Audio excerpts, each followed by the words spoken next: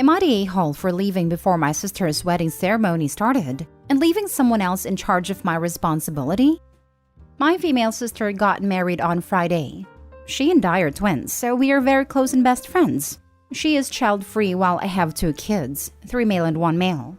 Obviously, she loves her nephews. She never mistreated them, but she is not a person who would accept being a babysitter for a day. She has never offered to help with anything, though it's her choice that I respect it. Not surprisingly, her marriage was child-free even for the family. She asked me to be her maid of honor, and I accepted. I was responsible for a few things at a ceremony and party. Nothing complex, but I asked another bridesmaid for help, so she was also on top of everything. My children stayed with my in-laws while my husband and I went to the wedding. About 10 minutes before everything started, I was there for 2 hours. My in-laws called saying that my youngest hit his head while playing with my oldest, and that they were taking him to the hospital. I despaired. Even though they said he was conscious, my heart was not at peace, nor my husband's, so we decided to go to the hospital.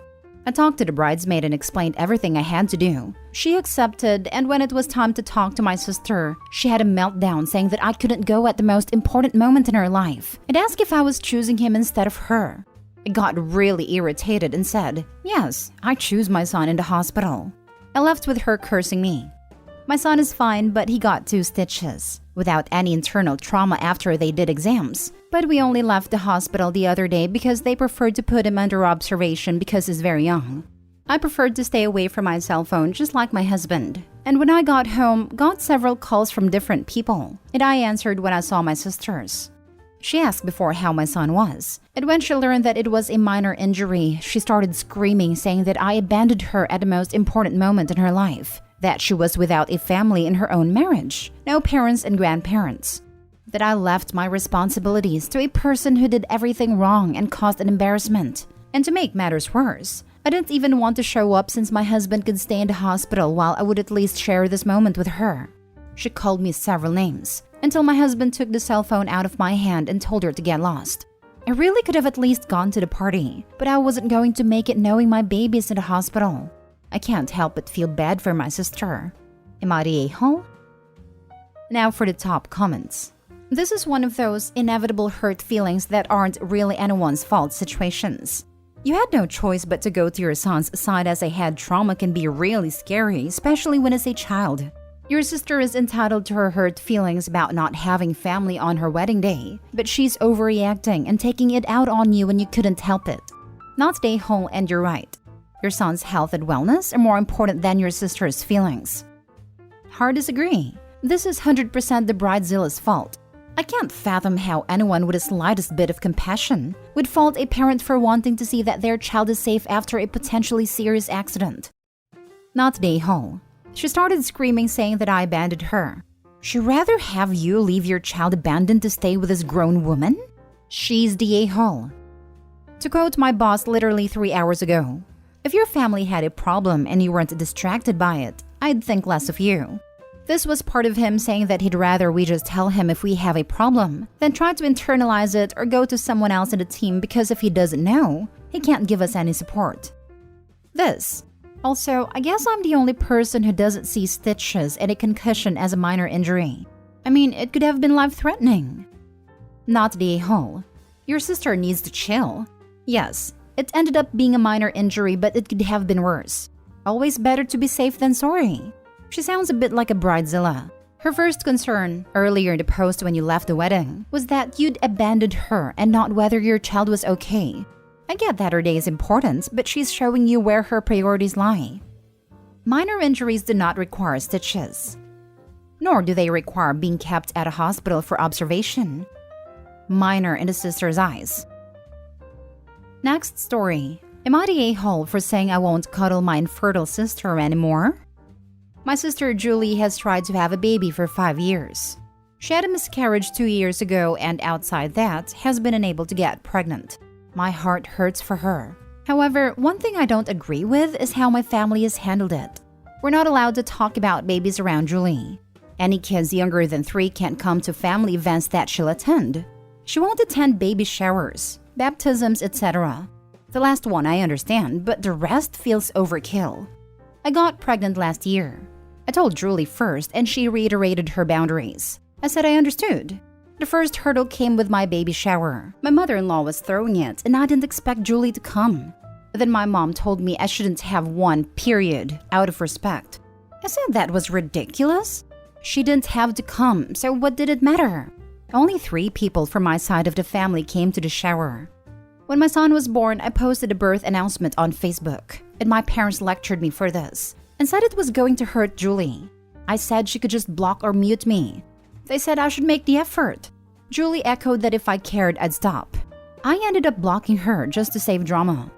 My aunt's 70th birthday party's next week. My husband and I plan to go, bringing our son.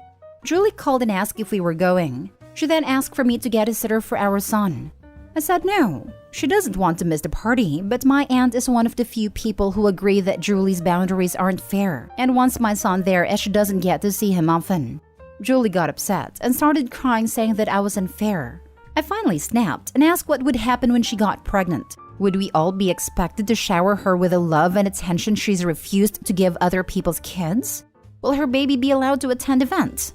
She said that was different. I said no, I'm not cuddling her anymore. My son exists, his family, and he's coming. She can decide if she wants to or not. My parents yelled at me for being mean to Julie. They offered to pay for a sitter, but I said no. It's not even her house. Am I the a-hole? Not the a-hole. Your sister is taking this way too far. Your point about her possible child is totally valid. I doubt she's doing this with friends and coworkers. She does it with friends, but she doesn't have many to begin with. They also don't have kids, so it's easier. Unsure about work. Gee, wonder why she doesn't have many friends. Yep, I have a toddler and one on the way. And if I made her acquaintance and she said she couldn't deal with kids, I wouldn't bother to know her any further. I won't pretend my kids don't exist until they are older just to not trigger her. I say all this as someone who had a full-term stillbirth from a cord knot after years of trying to have a child. I couldn't deal with seeing babies and young children for a while. I let my Facebook friends know that I was staying friends with them, but for my friends who had young kids or babies, I was temporarily unfollowing until I was in a healthier place mentally. I shopped early in the day at the grocery when many parents didn't take their kids out, and my husband and I stayed home a lot. I dealt with our infertility and got therapy after our loss. It was hard seeing new babies for a while, but gradually, seeing a little one would make me smile a little rather than want to cry. And when my rainbow baby was born, I felt like I could smile again without feeling guilt for being happy. The sister desperately needs some counseling and mental health help. I sympathize with her. I really do. Babies made me sad for a long time, but you can't punish others for something like having children. Not the whole. Good Lord. Wow. She's trying to cut off all family event-related contact for your side of the family? She needs therapy badly. That's just so unfair to you and your child and the other relatives who do want to see the baby. Tell your parents that if they want to see their grandson, they need to start treating him like a human being and part of the family, not a weapon pointed at your sister. Not the whole. You made some very good points to your sister, and I'm not surprised with what she said. Sunshine and rainbows if she has a kid, but for anyone else, your kids can't come or aren't allowed because it will upset me. It's total BS, and your parents are encouraging it. My wife and I had 2 miscarriages. Of course it's bad, but we had to move on. Your sister just doesn't want to. Yes, she needs therapy badly. It's as if her identity has now been wrapped up in her childlessness, as if she uses her family's pity and empathy to gain special attention. This is way, way beyond normal or healthy. Her parents are furthering the problem by continuing to indulge this woe is me situation and have literally made Julie's infertility more a part of their lives than their own living grandchild. Next story. Am I the a-hole for telling my friend she should have thought before having kids if she wanted more freedom? My friend Isla, 26 female, and I, 26 female, have known each other since middle school. We applied to the same college and got in. However, Isla got pregnant after a few months and decided to drop out. She's had 3 more accidental pregnancies and is now a stay-at-home mother of 4. I was telling her the other day that I'm going to travel to Europe, and if all goes well, I will be moving there. She got really annoyed with me and told me that it must be nice to have all the freedom and no responsibilities because I don't have kids. Like, hello, I work. I'm doing my PhD. It's not like I'm just sitting on my butt. This is not the first time she took jabs at me for that, but it was the first time she was this rude. I told her that if she wanted to be free and go off whenever and wherever she wanted, she should have used protection and thought before having kids. Our conversation was at my house and her kids weren't there. She got really mad and left, slamming the door on her way out. She hasn't replied to my messages, but she started telling everyone what an awful person I am. Am I the a-hole for snapping at her? Now for the top comments. 4 accidental pregnancies? At some point, that's not an accident. That's choosing to let pregnancies happen. I think you've just grown too far apart. She's jealous, but that's on her. She chose her life, and you chose yours. 4 kids didn't just happen to her without her input. Not the whole, and maybe it's best if you let the friendship fizzle out. Once is accidental. Twice is coincidence. Thrice is enemy action. 4 is, I don't know, alcoholism, probably. Not the whole. Yes, I think it's time to end that friendship chapter. My best friend from childhood has her PhD and also travels a lot and lives abroad. I chose to marry my husband. With my 2 step kids, I help raise with primary custody and our toddler. I'm happy for her, not jealous. I chose my path, and while it's not always easy and can be very thankless, I enjoy my husband and kids, most days. She should enjoy travel while she's young instead of older, and she has worked hard for it. I'm sure 4 kids are tough. My 3 can make me feel like I'm losing it on a daily basis. But it was a choice, accidental or not. There was the risk by having intimacy and keeping the babies, as heartless as that sounds. Maybe she didn't know how demanding and draining it could be. Heck, I didn't. But she should celebrate her friend. A friend has different struggles, and she truly has worked herself off to get her PhD, which I doubt I could do. Not stay holopy. Everyone has a breaking point, and she was being rude for too long. Not day hall. I'm sorry, but there is no such thing as 4 accidental pregnancies. Unless she is one of the most fertile people on the planet. 1? Sure. Get on long-term birth control, etc. afterwards and also use rubbers. But 4? I'm sorry, no. Her having 4 kids to be responsible for is not your burden to carry. If she is resentful for her life, that's on her, not you. Good for you for sticking up for yourself. If she's going to be a witch because you don't have children, then maybe it's time to let this friendship fade. Thank you. I'm shocked though you haven't received replies from people telling you they had an IUD, were taking the pill and used a rubber and still got pregnant. Like, no girl, you didn't. I do know someone who's hyper-fertile. She got her tubes tied. Now for the last story. Am I the a-hole for picking the same name for my baby as my brother-in-law's unborn baby? My 31 female husband, 33 male, and his brother, 36 male aren't super close, but we all get along well. My brother-in-law is pretty nice overall, but he does seem to be a bit jealous of my husband and just everything we have. But my husband told me that it's always been like this, so it's not really a big deal.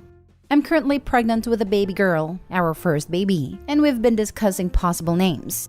There's one that we're pretty sure of. It's not super out there, but I think pretty unique nowadays, and I really like it. The issue is, this is the name that brother-in-law and his girlfriend had picked out for their baby 3 years ago. If it was a girl because they didn't know yet, but the baby unfortunately died. His girlfriend chose the name for her favorite ballet, and I remember she would say that if she ever had a daughter, she'd name her that. We were at a family event over the weekend, and I mentioned that we had the name in mind. Brother-in-law looked kind of surprised and said that was the name they'd picked for their daughter. My husband said that we know, but we just thought it was a really nice name. Brother-in-law started saying if we could reconsider and that there are other names, and this one's really special to him. I said that we decided on the name, and he actually didn't even know if his baby was going to be a girl or a boy. He was upset and kept saying that we should reconsider. I got a little mad and told him that he doesn't own the name, and they should be hoping for a healthy baby rather than worry about names. Brother-in-law dropped it after that, but my sister-in-law, my husband's sister, told me and my husband that we don't care and we're intentionally hurting him. You're the a-hole. No, they don't own the name. That doesn't mean they're wrong that you should reconsider when you've clearly known for years that it's special to them. Especially when the mere fact you're having this argument shoots a gaping hole in your pretty unique reason for picking it, and you don't seem to have anything specially meaningful to counter that with. Okay, maybe I should have been clearer in my post. Sometimes when me and brother-in-law's girlfriend would chat, we just randomly go on the topic of wedding planning, baby names, etc. She mentioned that there's this name she likes, and if she ever had a daughter, she'd probably name her that. She had one for a son too. In fact, we didn't even know she was pregnant until after she died. I'm sorry, are you saying your brother's girlfriend died while pregnant? Edit, confirmed by the OP. So not only is she stealing the name of a dead baby, she's stealing it from a dead woman. Well, that obviously makes it okay then. Yikes on a bike. Also, this made me wince. I got a little mad and told him that he doesn't own the name and they should be hoping for a healthy baby rather than worry about names. The most insensitive thing she could have chosen to say, and I don't think for a second she didn't know how this sounds. OP, take your own advice. Given that you know someone whose baby died, which would have been your husband's and so your niece or nephew, put your brain back in your skull and engage it.